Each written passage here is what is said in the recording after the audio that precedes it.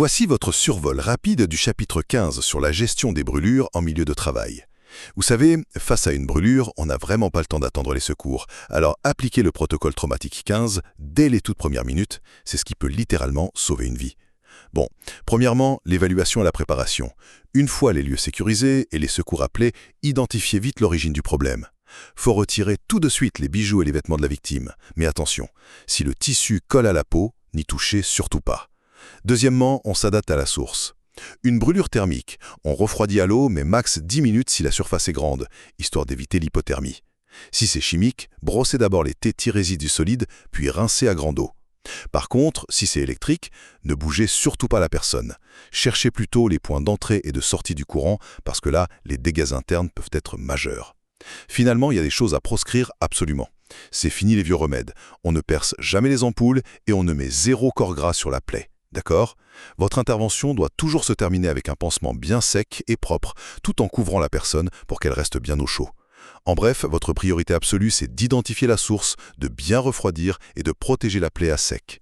Et pour maîtriser toutes les subtilités de ce protocole vital, je vous invite à écouter notre épisode complet sur ce sujet qui suit à l'instant. Il est toujours assez fascinant d'observer nos tout premiers instincts humains face au danger. Ah, ça c'est certain.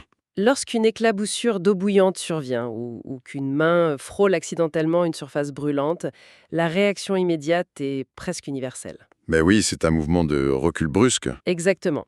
Un recul instinctif et qui est suivi très souvent d'une vague de panique. Et tout de suite après, c'est la course effrénée au fameux remède de grand-mère. Les fameux remèdes, oui. On pense instinctivement au beurre, à l'huile, à la glace, bref, à peu près tout ce qui se trouve à portée de main dans un réfrigérateur. Ce qui est une très mauvaise idée en fait. Tout à fait. Dans le confort d'une cuisine résidentielle, ces réflexes peuvent sembler inoffensifs, bien qu'ils soient physiologiquement erronés.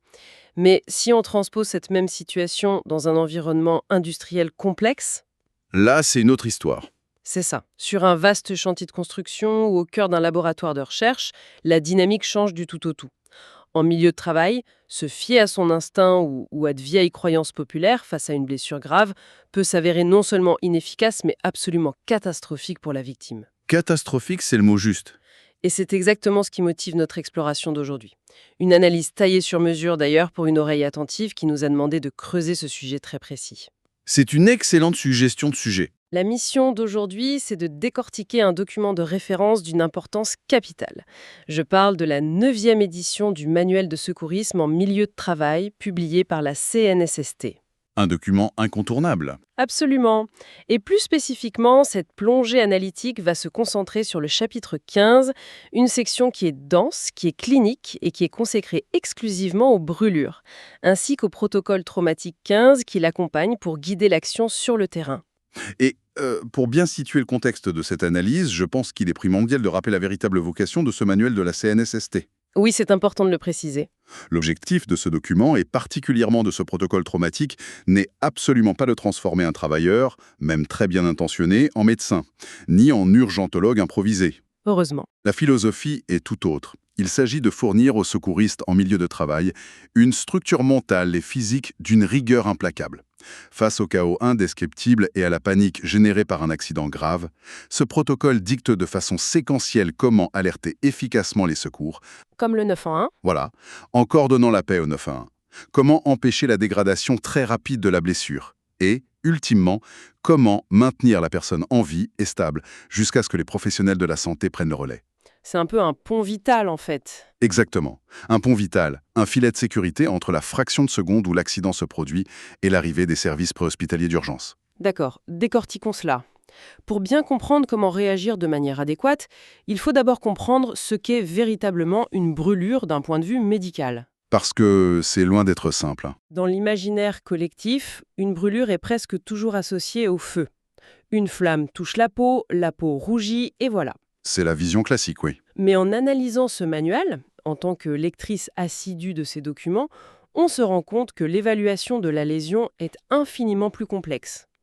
Une brûlure, ce n'est pas juste un petit coup de chaud sur la couche extérieure du corps humain. Non, pas du tout. C'est une destruction tissulaire qui déclenche une véritable réaction en chaîne à travers tout l'organisme. C'est tout à fait exact. La définition médicale stricte établit qu'une brûlure est une lésion non seulement de la peau, mais aussi des tissus environnants ou sous-jacents. Donc ce n'est pas juste la surface. Ce n'est donc pas uniquement l'épiderme, cette fine couche externe qui nous protège du monde extérieur, qui est en jeu. Les dommages, qu'ils soient thermiques, chimiques ou électriques, peuvent s'étendre au derme, attaquer les tissus graisseux et descendre bien plus profondément dans les structures vitales du corps. Jusqu'aux muscles parfois. Jusqu'aux muscles et plus loin encore. Et c'est justement la gravité et la profondeur de cette lésion qui dicteront l'entièreté de la réponse physiologique de l'organisme, ainsi que la marche à suivre pour le secouriste. Et cette gravité, le manuel la classe de manière très méthodique en différents degrés. C'est en examinant cette classification qu'on observe un phénomène médical vraiment troublant. Un phénomène assez contre-intuitif, oui. Ce qu'on pourrait qualifier de paradoxe de la douleur. Allons-y par étapes pour bien visualiser. Le premier degré, c'est celui que tout le monde a déjà expérimenté. Le fameux coup de soleil. C'est ça. La rougeur cassique, la peau sèche, la douleur superficielle mais agaçante. Ensuite, on passe au deuxième degré. Là, les dommages s'enfoncent dans le derme, la douleur devient extrêmement vive, parfois intolérable. C'est le stade des ampoules? Exactement. C'est à ce stade précis qu'apparaissent les fameuses ampoules, ou phlyctènes en langage médical, qui se remplissent de ce liquide séreux. C'est littéralement le corps qui tente de créer un coussin d'eau pour protéger les couches inférieures. Une réaction de défense naturelle? Mais quand on arrive au troisième degré, là, la mécanique change du tout au tout. Ce qui est fascinant ici, c'est la mécanique terrifiante de ce troisième degré et la façon dont le corps réagit. C'est assez choquant à lire d'ailleurs. À ce stade ultime, la lésion a traversé absolument toutes les couches de la peau. Elle a atteint les tissus sous-cutanés, elle peut toucher les muscles, calciner les vaisseaux sanguins et parfois même s'enfoncer jusqu'à l'os. Visuellement, ça doit être un choc pour un secouriste. Visuellement, c'est un choc majeur.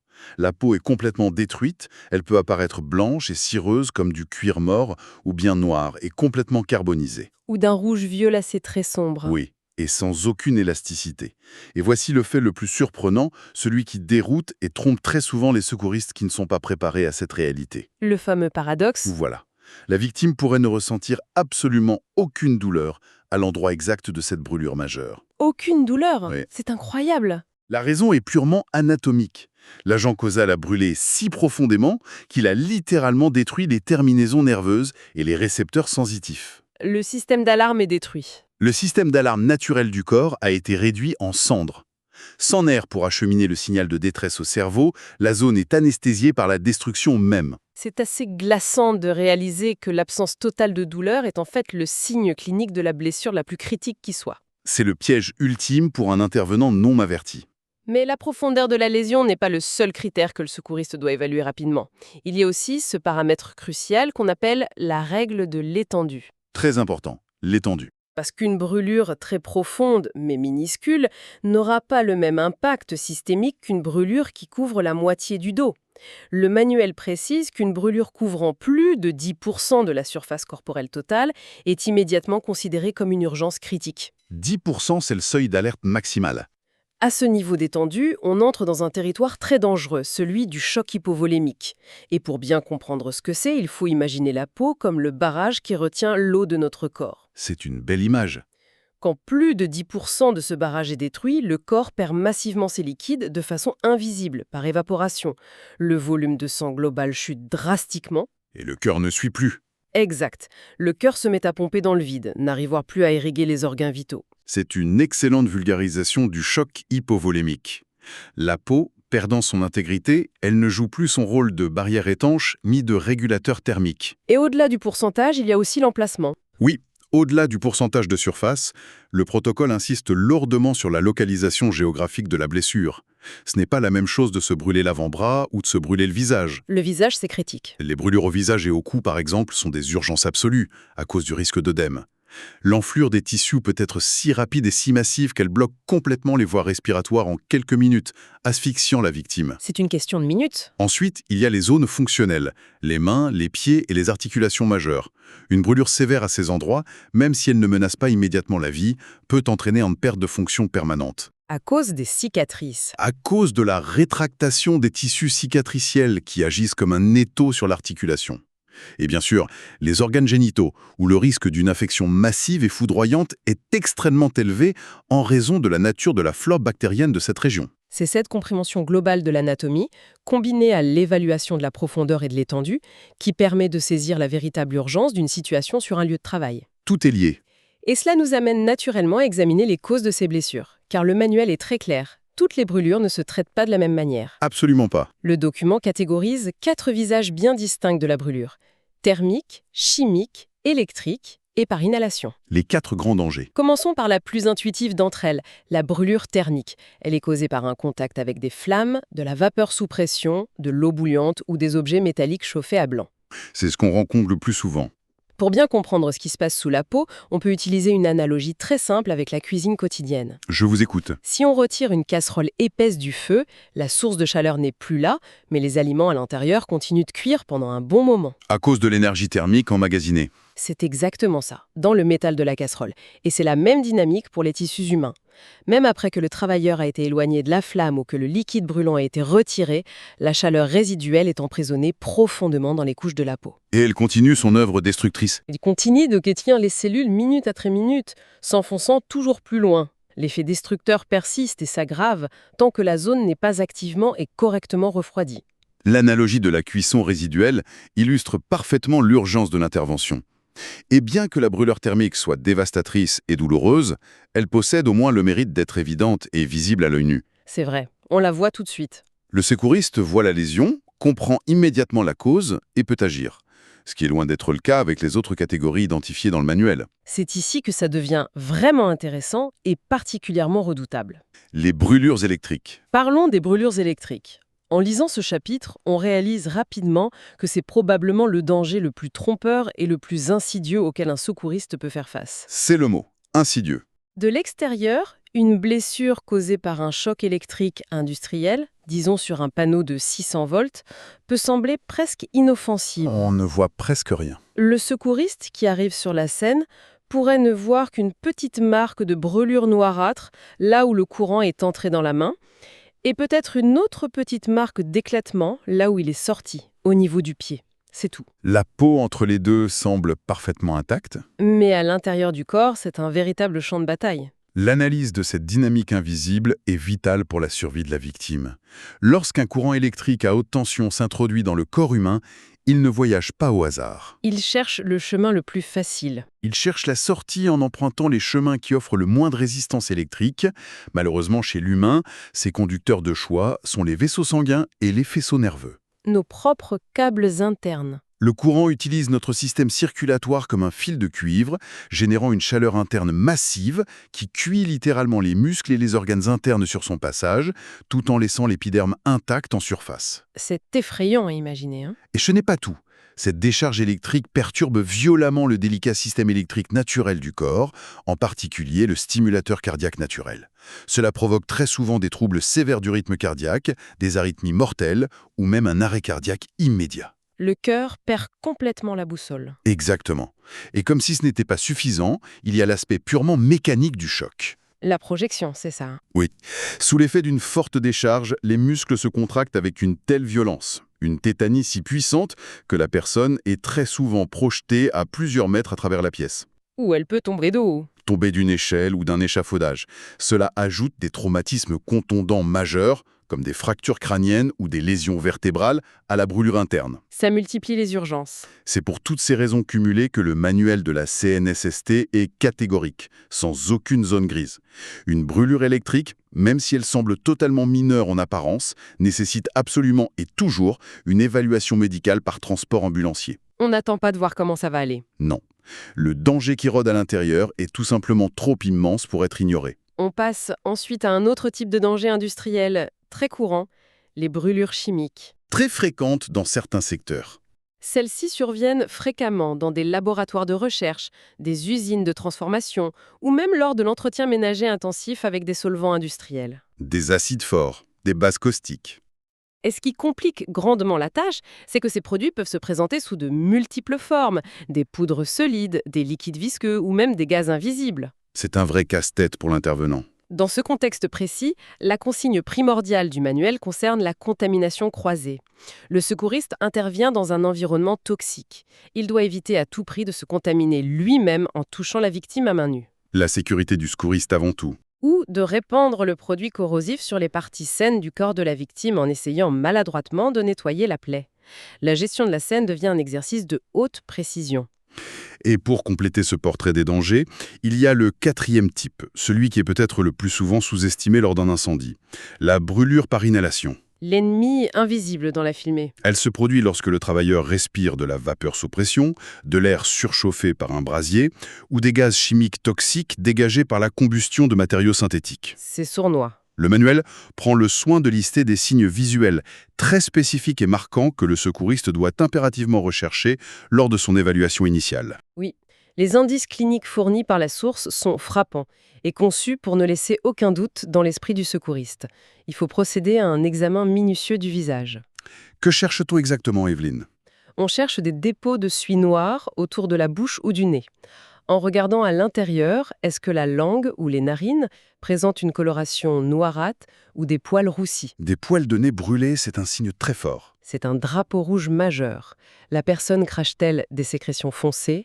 Présente-t-elle une toux persistante, inhabituelle, un changement soudain de la voix, une voix devenue très rauque, ou entend-on des sifflements inquiétants à chaque inspiration? Ce sont les signes cliniques d'une voie respiratoire compromise. Exactement. Et le piège le plus insidieux concernant ces brûlures par inhalation, c'est la notion de délai. Le délai d'apparition des symptômes? Ces symptômes dramatiques de détresse respiratoire peuvent très bien ne pas apparaître immédiatement après l'exposition. C'est ce qui est terrifiant. L'œdème, c'est-à-dire le gonflement des tissus à l'intérieur de la trachée et des poumons, est un processus inflammatoire qui peut prendre des heures à atteindre son paroxysme. Ça crée une fausse sécurité. Une fausse et très dangereuse sensation de sécurité.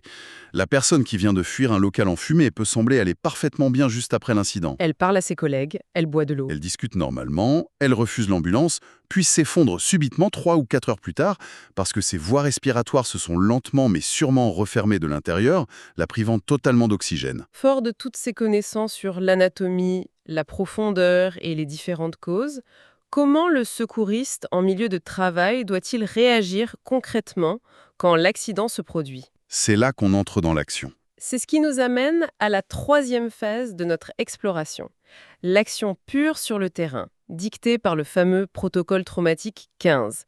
Et tout commence, sans la moindre exception, par la sécurité des lieux. La base de tout secourisme. Avant même de regarder la blessure, il faut analyser l'environnement.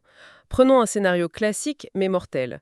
Un travailleur gîte au sol, électrisé par un fil à haute tension rompu sur un chantier. L'instinct, comme on disait au début, ce serait d'y aller. L'instinct voudrait qu'on se précipite pour le tirer de là. Le manuel est catégorique. Il ne faut absolument jamais toucher la victime, ni le fil. Surtout pas. Il existe d'ailleurs un mythe urbain extrêmement tenace et dangereux qui laisse croire qu'on peut utiliser un objet en bois, comme un manche à balai ou une planche, pour écarter le fil en toute sécurité. Ah oui, on entend ça souvent. Le manuel détruit ce mythe. Le bois, même s'il semble sec, peut parfaitement conduire l'électricité à cause de l'humidité interne qu'il contient toujours un peu. Ou simplement la sueur sur les mains du secouriste. C'est ça.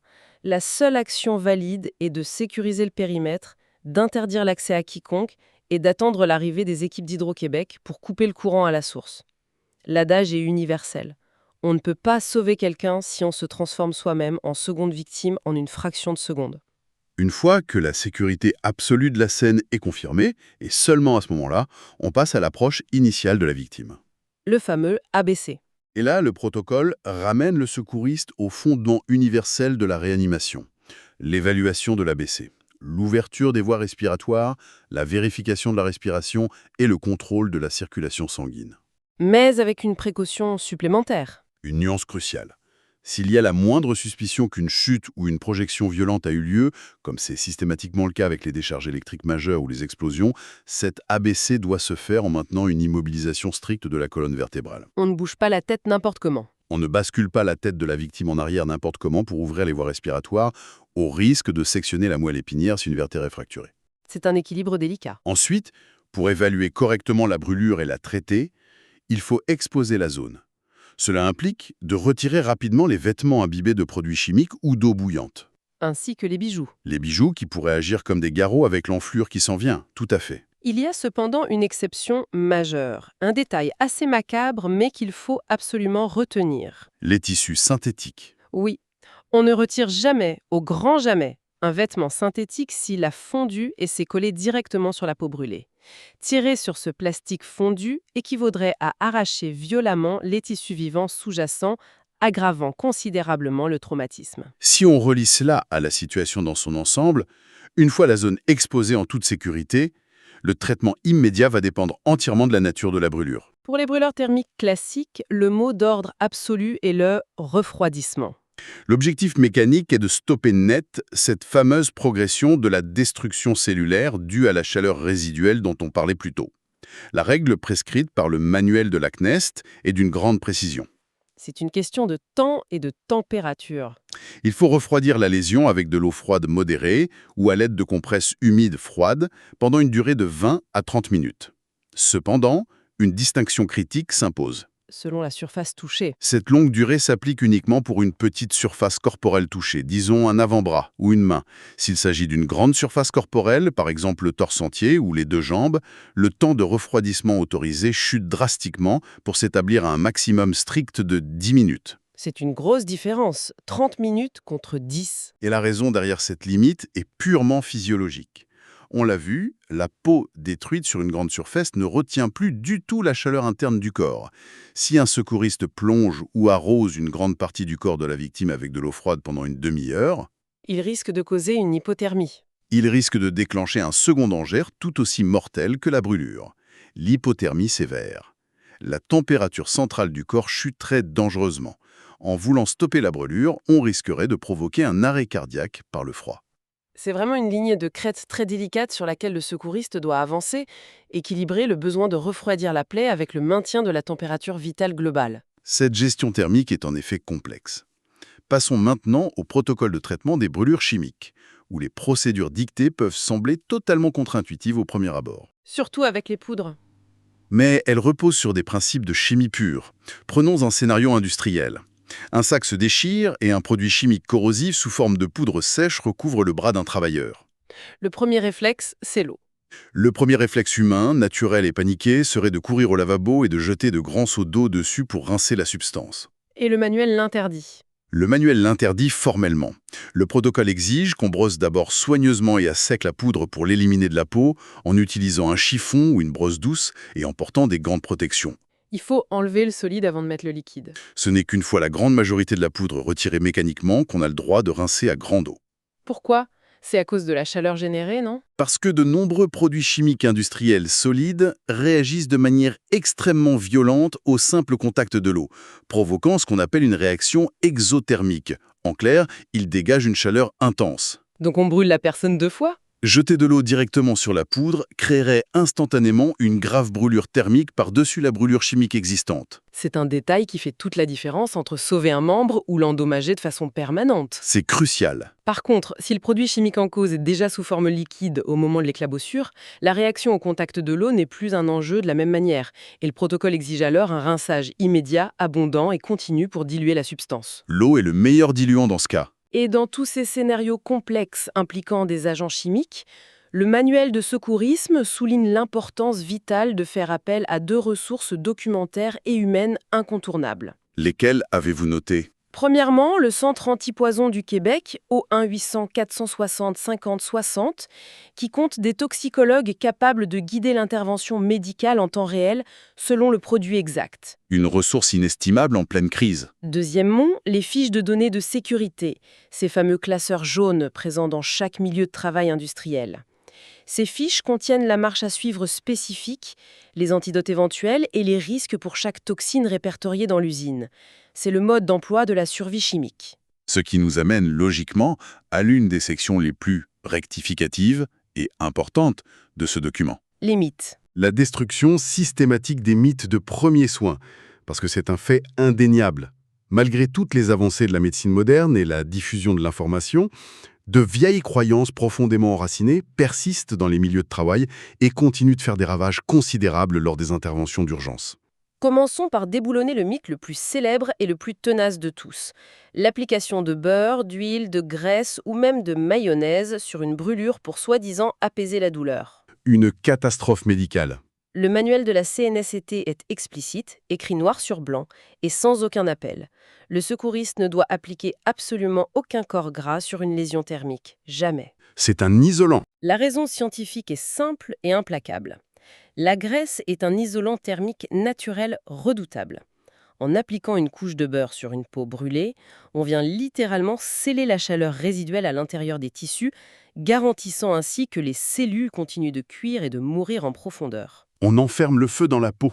De plus, cette couche de graisse étouffe la plaie, complique gravement le processus de nettoyage par les infirmières et les médecins une fois à l'hôpital et crée un environnement chaud et humide absolument parfait pour une prolifération bactérienne et une infection majeure. C'est une pratique à bannir totalement des réflexes d'urgence. Un autre mythe très largement répandu, et qui relève presque de la compulsion, concerne les ampoules caractéristiques des brûlures du 2e degré. Ah oui, l'envie de les percer. Face à une grosse cloque remplie de liquide, l'instinct de vouloir la percer pour relâcher la pression apparente est très fort.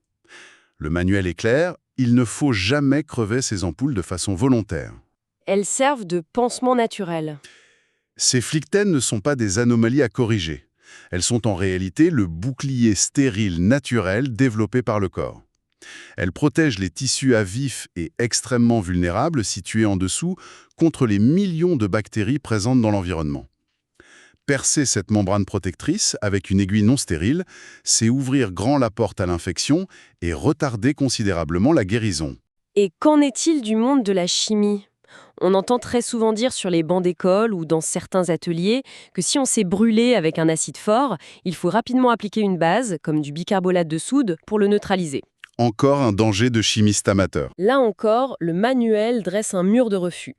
Le secouriste ne doit jamais appliquer de solution soi-disant neutralisante sur une brûlure chimique sur le terrain, à moins d'avoir reçu un avis formel, explicite et direct du centre antipoison pour ce produit spécifique.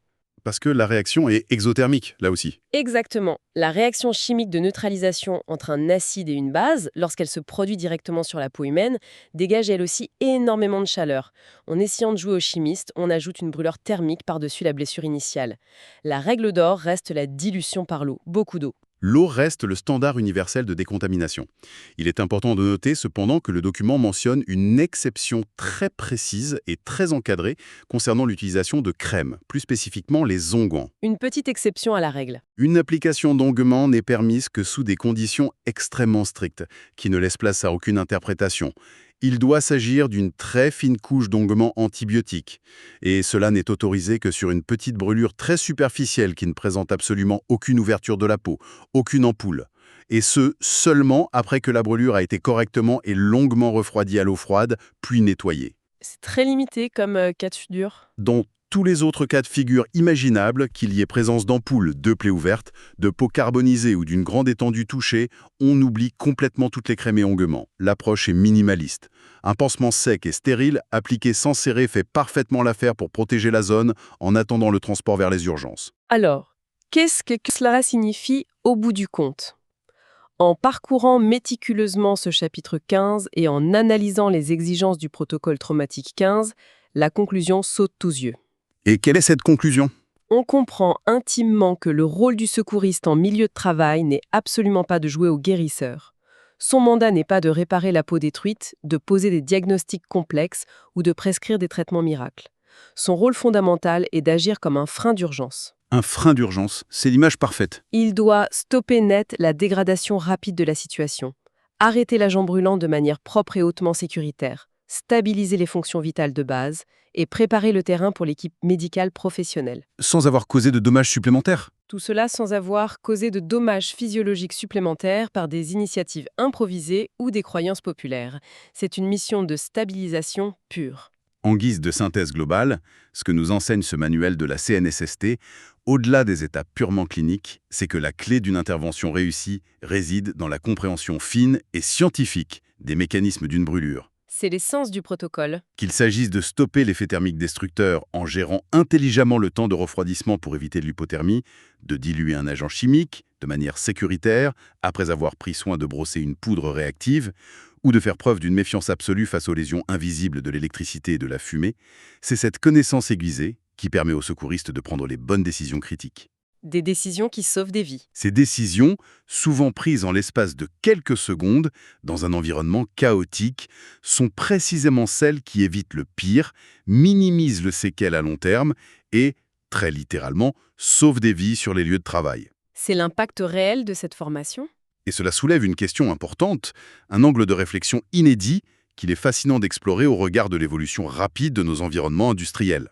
Le manuel actuel catégorise très bien les brûlures thermiques, chimiques et électriques. Oui, les catégories sont claires. Mais avec l'arrivée massive des nouvelles technologies dans les ateliers et sur les routes, comme les batteries au lithium-ion haute tension des véhicules électriques ou les nouveaux matériaux synthétiques de construction, on voit émerger des incidents qui brouillent totalement ces lignes directrices. C'est un nouveau défi. L'emballement thermique d'une batterie géante provoque à la fois une explosion thermique massive, une décharge électrique mortelle et le dégagement d'un gaz chimique extrêmement corrosif et invisible, comme l'acide fluorhydrique qui détruit les poumons.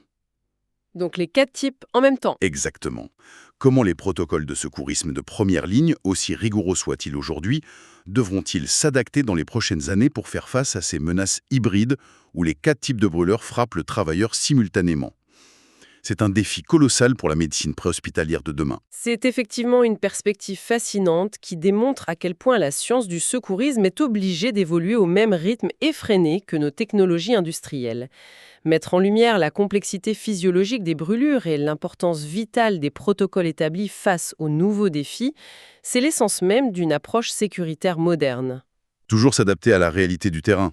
Pour toute personne évoluant dans des milieux à risque, il est fondamental de se rappeler que la meilleure arme contre le chaos d'un accident grave, ce n'est jamais l'improvisation ou le recours aux traditions. C'est la connaissance précise, froide, méthodique et sans cesse mise à jour des procédures d'urgence. C'est la seule façon de protéger efficacement. Il est toujours crucial de garder un œil analytique sur ce qui se cache sous la surface des choses. C'est ce qui clôt cette exploration approfondie du monde médical et industriel. Les informations présentées dans cet épisode sont offertes à titre informatif et pédagogique seulement. Ce balado ne remplace pas une formation officielle en secourisme en milieu de travail, reconnue par les autorités compétentes.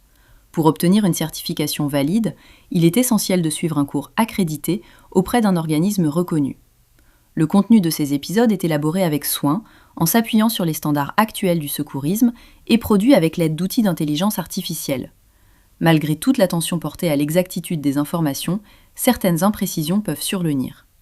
Ce balado ne constitue pas un document officiel reconnu par la CNESST ni par des organisations telles que Cœur et AVC, la Croix-Rouge ou toute autre autorité réglementaire. Notre objectif est simple, vous aider à réfléchir, réviser et approfondir vos connaissances en secourisme dans un format accessible et complémentaire à votre formation.